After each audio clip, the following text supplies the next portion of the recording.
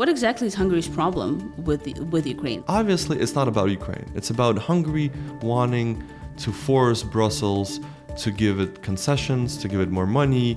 Hungary always had to have something that it can pressure Brussels with. Orban really likes how Russia operates. For him, Putin is actually a really good teacher. Can Hungary be persuaded to back off?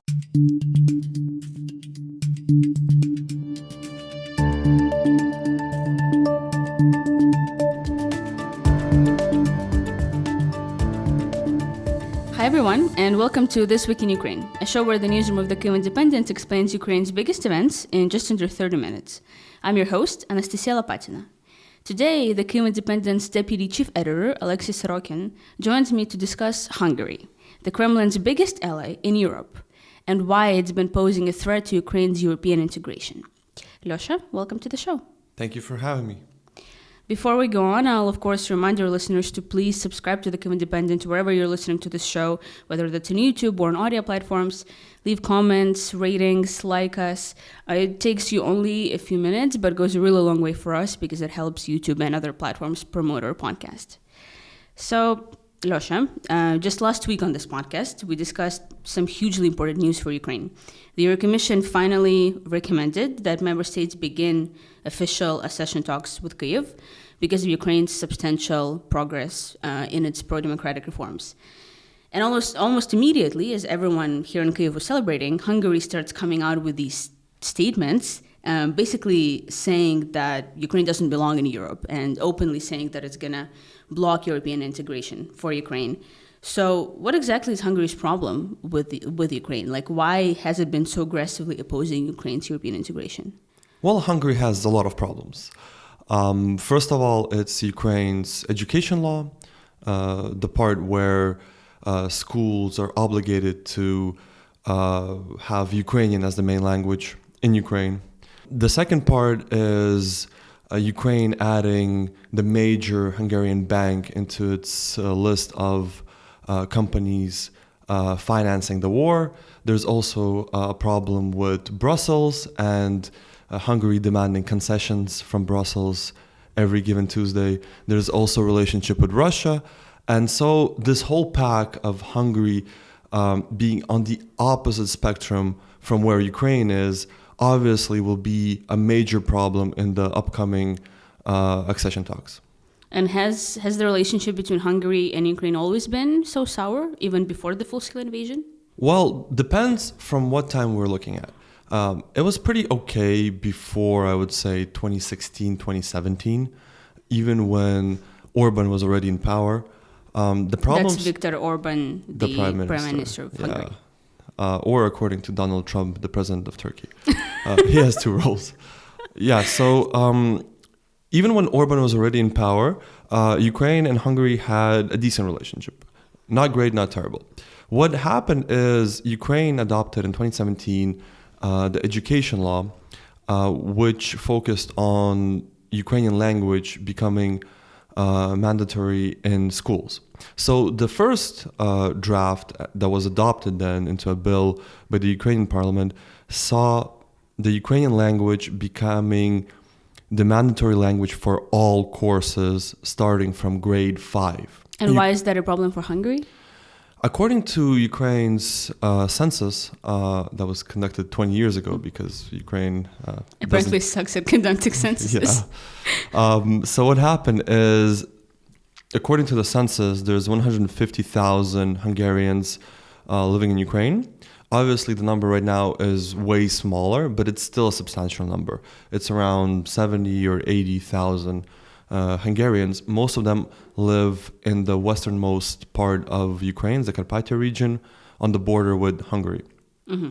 And so if you've been to the Carpathia, you know that those people are not really well integrated into Ukrainian society. If at all. Yes. A lot of them don't speak Ukrainian.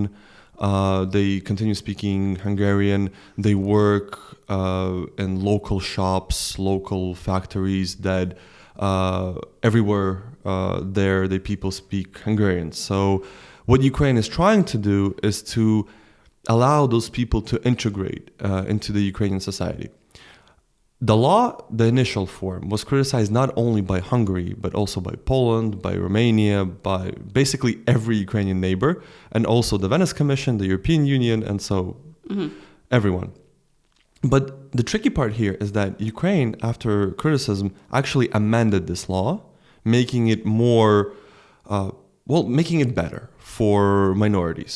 So now, going forward, until grade 11, and Ukraine has 11 grades, right, in school, you still have courses in your native language. So if we're going into detail with this, then the percentage drops every several years. So to be specific, for the first 4 classes or 4 years of school, which is primary school here in Ukraine, national minorities can just study in their own language. So no Ukrainian is required. Then after that, Ukrainian for several years has to be at least 20% of instruction.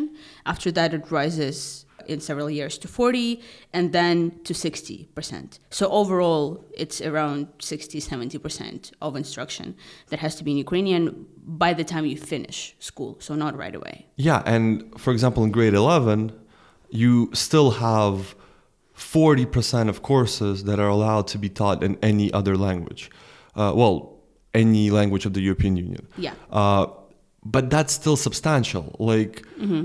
To be fair, Ukrainian schools in Ukraine having Ukrainian language as the main language is logical. Right. So, and this law is pretty liberal in a sense that if you're a Hungarian private school, Hungarian private school, then you can continue teaching everything in Hungarian. So, this scandal is blown out of proportion intentionally by Budapest.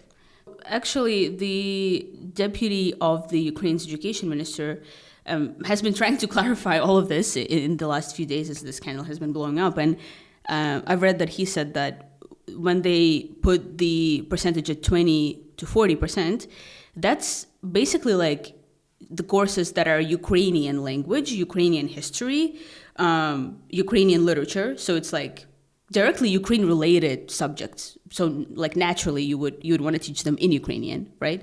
And then the rest of the subjects can be in Hungarian. So like there's a lot of logic to this law. It's not some arbitrary percentages that Ukraine is pulling here. Yeah, but the problem is we live in a century where truth doesn't matter, right? So it's a matter how Budapest tries to spin it to gain concessions from both Ukraine and from Brussels. And here, the actual law doesn't matter. Is there anything else that Hungary has been complaining about, apart from the minorities situation? Well, one thing right now, the main issue with Hungary blocking military and financial aid from the European Union to Ukraine is concerning the OTP Bank, the largest bank in Hungary. Ukraine added this bank to the list of companies financing the war because the OTP Bank is also present in Russia. It has a big chapter in Russia. It operates fully. What happened is after Hungarian complaints, Ukraine actually removed this bank from the list of companies that sponsor the war. And Hungary is still not happy about it. Hungary now wants some kind of official guarantees, which is, I don't know how you can make official guarantees, that no Hungarian company will ever be added to this list, which sounds absurd because it is. Because if you objectively do something that's legal or work with Russia or start providing Russia with weapons, I don't know, how can you make a promise like that? Yeah, so basically it means that Hungary wants to have a provision where Hungarian companies are exempt from law, I guess. And the other also pretty absurd complaint is they don't like that ethnic Hungarians with Ukrainian passports living in Ukraine can be drafted to the Ukrainian army, which I don't even know how to comment this. Yeah, I mean, just to be clear, it's not like ethnic Hungarians are being like disproportionately punished or, in a way that Russia, for example, is pulling its national minorities for the war. Yeah, it's basically all Ukrainian citizens And like 300 Hungarians or something, as far as I've read. Are allowed, are to be drafted to the army. And among them, there's a few hundred Hungarians. Yeah. So it sounds like the Hungarian government has had a lot to say, but what about the actual Hungarians in Ukraine? Are they really super unhappy with everything that's going on? Well, look, the law was amended to accommodate their needs of being taught in their native language. But they also have to follow Ukrainian law. As we understand, most of the members of the Hungarian minority, they're okay with that. Most of them have actually double citizenship, Ukrainian and Hungarian, which is technically illegal under Ukrainian law. And the Ukrainian law enforcement has never kind of cracked down on this because obviously Ukraine understands that this is a really kind of sensitive issue, and it's trying to accommodate their needs even if some stuff are not really legal according to the Ukrainian law. So Ukraine has done a lot to accommodate them. Hungarians, before the Hungarian government actually intervened, because the Hungarian government was issuing passports. There's a well-known video in 2018 where a Hungarian diplomat was actually handing out Hungarian passports in Ukraine and telling the people who took an oath to Hungary to hide this from the Ukrainian authorities. And then the council he was expelled from Ukraine. It was a diplomatic scandal, 2018. So he was basically openly calling to break Ukrainian laws. Yeah. And so Ukraine, despite all the diplomatic rift, it still was trying to be as accommodating as possible. There's a lot of Hungarian organizations that are financed by Hungary that obviously have some issues with Ukraine as a state, basically. There's a really famous picture when Orban wore a scarf with Hungary, including Zakarpattia, or there's also some issues where Hungarian organizations in Ukraine issued like a calendar which showed their part of Ukraine as being part of Hungary. So there's issues, but before the Hungarian government got involved, they were minor. And so how has Ukraine responded to all of these accusations? It sounds like we've been pretty accommodating, as you've said, but what did that entail? But again, you can be as accommodating as possible, but there's always a limit, right? Ukraine is actively engaging with Hungary to work out the differences. It changed the language law in 2020. It also removed OTP Bank from the list. So multiple stuff was done by Ukraine to basically help Hungary domestically sell this as a victory, right? And to kind of ease out all the differences.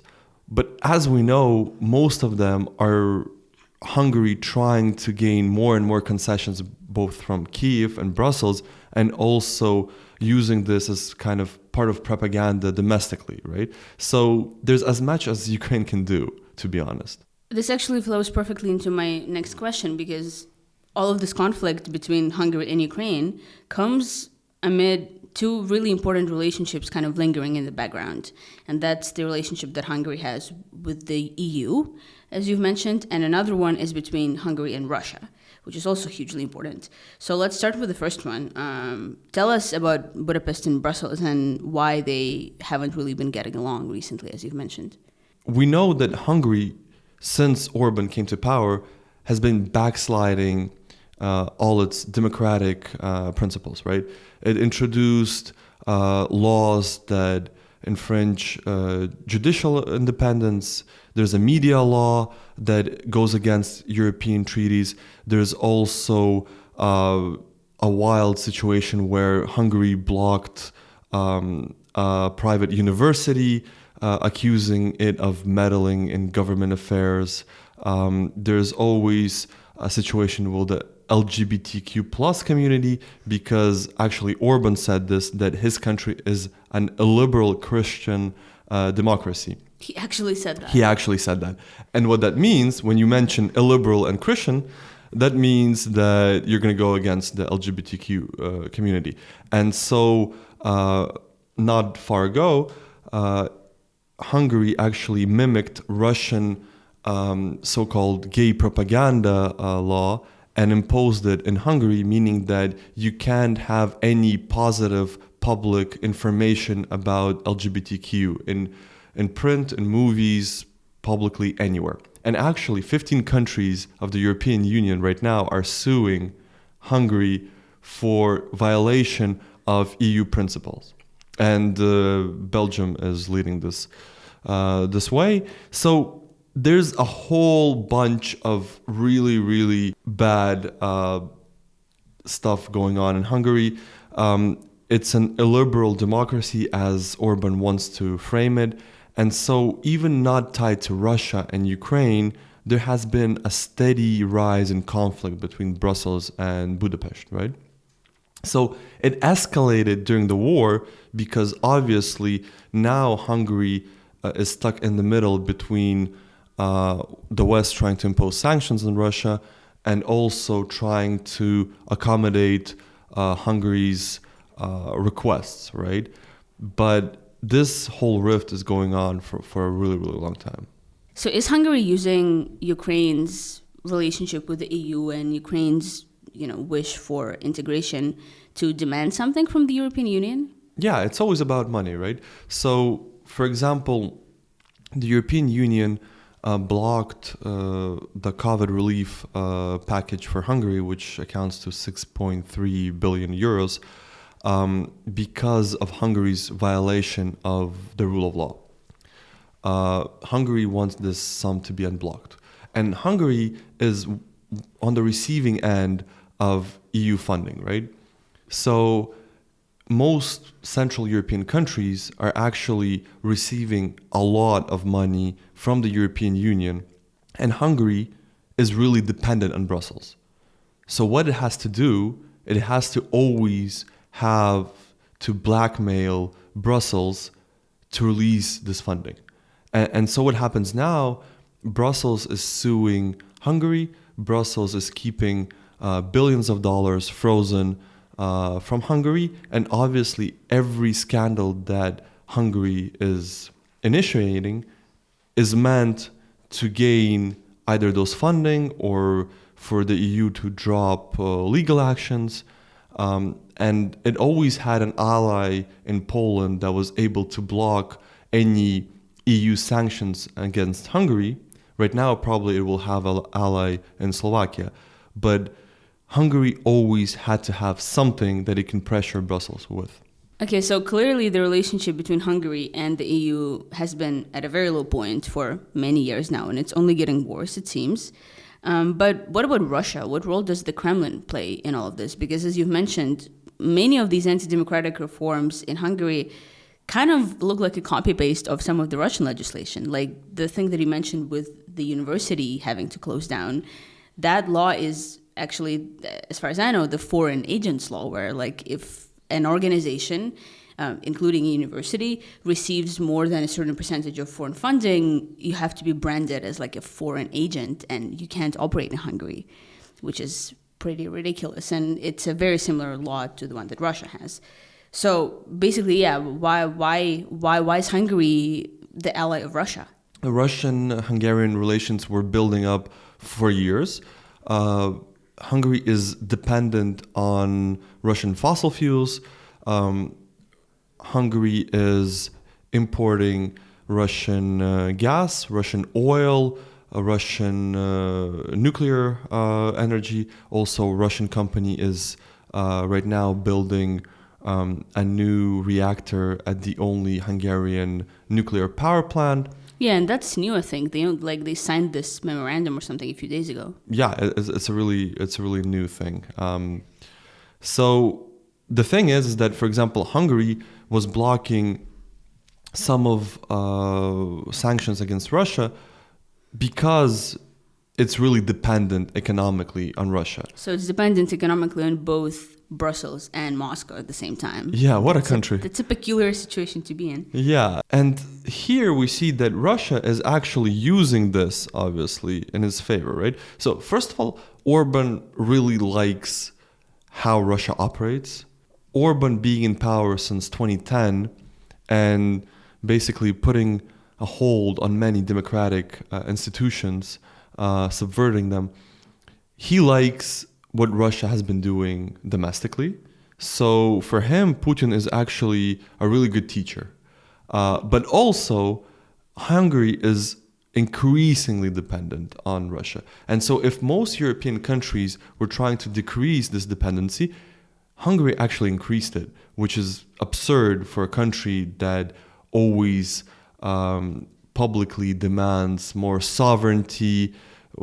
The scandal with the migrant crisis was that Hungary wanted its borders shut, becoming a national state, becoming so independent, and is increasingly being dependent on a really, really powerful and a really dangerous neighbor.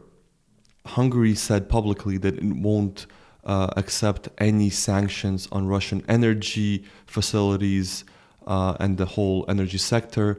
And so it also plays into Hungarian economic situation.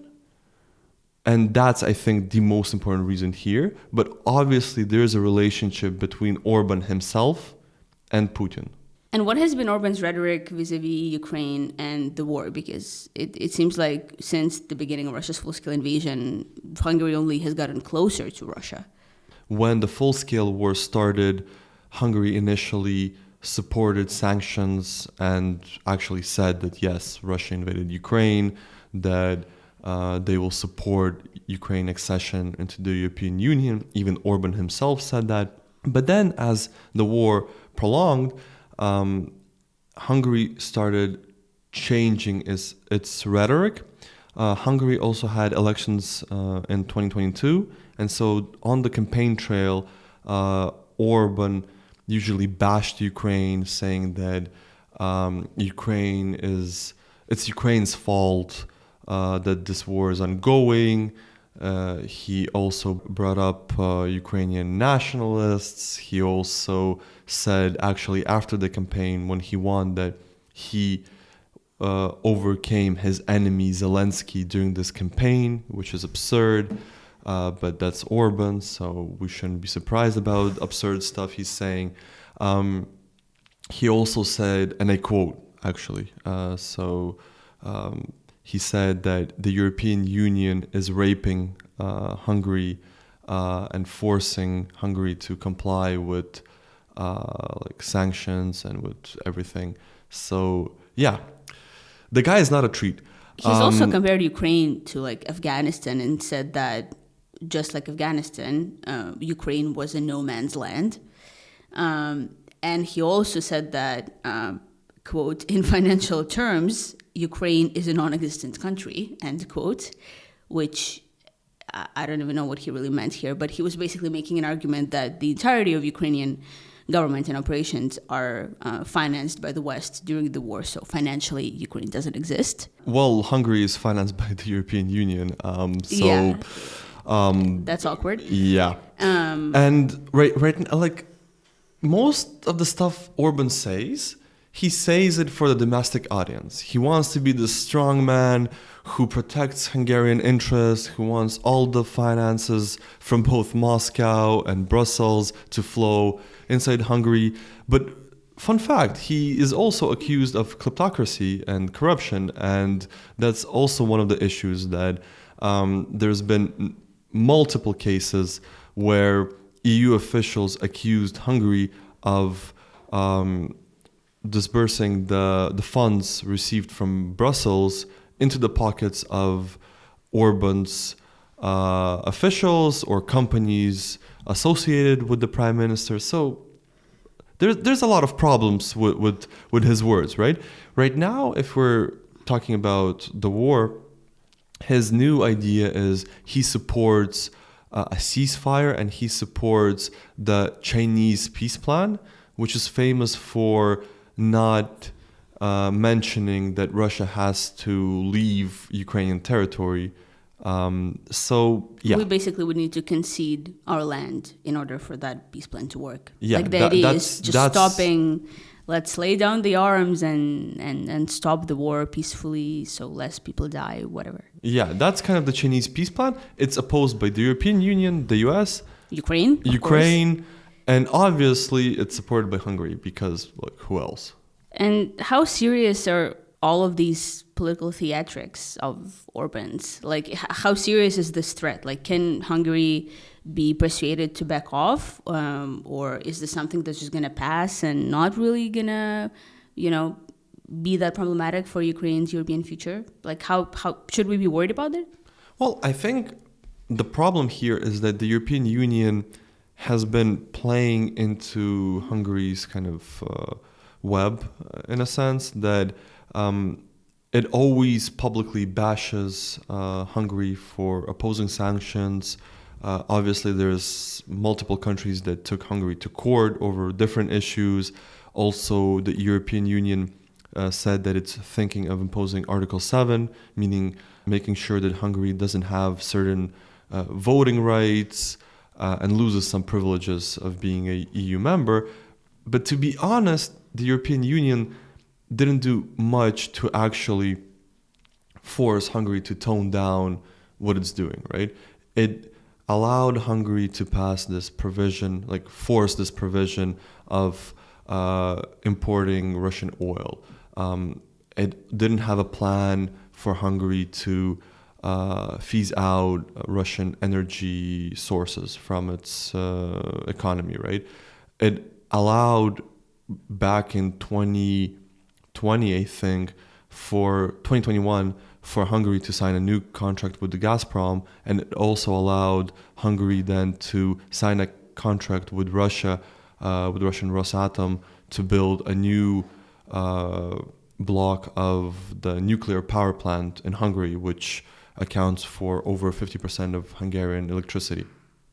So the European Union actually has mechanisms to force Hungary in line with its policy, or at least to bypass Hungarian veto.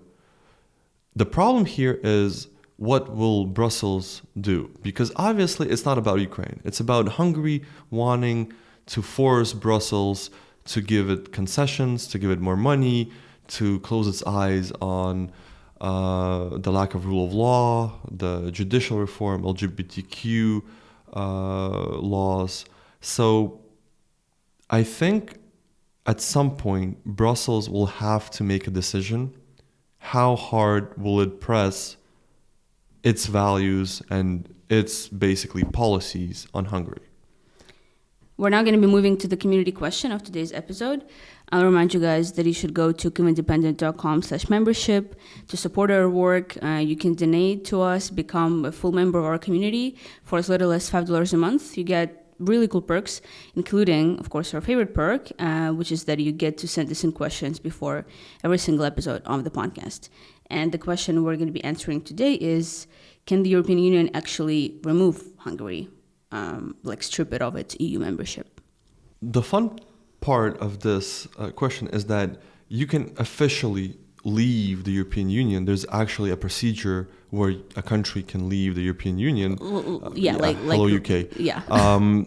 But there's no official procedure in place where the European Union can kick out a country. So technically you can leave, but you can't be forced to leave. Or it's not mentioned in any of the European Union treaties. So it's not illegal, but it's also not legal. And Orban has actually said multiple times that the European Union is similar to the Soviet occupation. He recently said that. He said that the European Union is having a LGBTQ offensive. So he said there's a gay offensive against Hungary. Against Hungary, and I read a few military books. I didn't see that. That's an interesting strategy, to be honest. But yeah, so besides that, so he always bashes Brussels. He's always really angry at the European Union. he never said that he wants to leave the European Union. Because that's how it works. I mean, it kind of reminds me of, I don't know, the Russian citizens who are anti-West and think that, the Western world is super flawed and full of terrible gays and black people and migrants and, but when they have to choose whether to stay in Russia or flee to the so terrible European countries, they flee and they stay in Europe because guess what? Life is better there. Yeah. And I know this is not going to happen. This is never going to happen. Hungary is never going to be kicked out from the European Union. Really? Unfortunately. But I would that would be such a great precedent if Hungary would be kicked out of the European Union or stripped of its rights.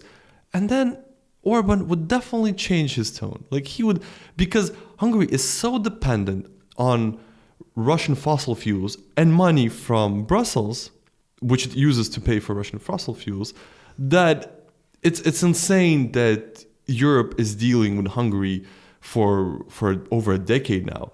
And that's the problem, because actually the European Union won from the UK leaving the European Union. So if we look at economic terms, the European countries are growing. Well, Germany not so much, but the European Union economically is doing really well. Before the full-scale invasion, and the UK after Brexit, it actually entered a period of stagnation, right? And so for Hungary, it's vital to remain a part of the European Union. And unfortunately, I think that the European Union, knowing that, doesn't use it that much to force Hungary to tone down its attacks on liberal democracy, on the rule of law, on LGBTQ, on judicial independence, on freedom of speech, on everything. Well, Lyosha, thank you so much for being here. It was super fun talking to you. Thank you.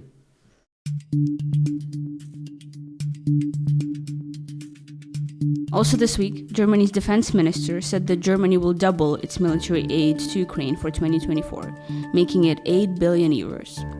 Ukraine and Poland have once again failed to reach an agreement over the protests of Polish truckers at Ukraine's border, which have been ongoing for more than a week now. The protesters have been demanding renewed restrictions on the number of Ukrainian trucks that can be permitted to enter Poland. And the Washington Post reported that Russian oil continues to flow into the American military supply chain despite the Western sanctions. You can find our show on YouTube and all audio platforms every Friday morning. If you like this episode, please subscribe to us and like our content wherever you're listening to this podcast. Go to KyivIndependent.com/membership to support the Kyiv Independent's work, and also follow us on X, Instagram, and Facebook. We'll be back next week. Thank you for watching.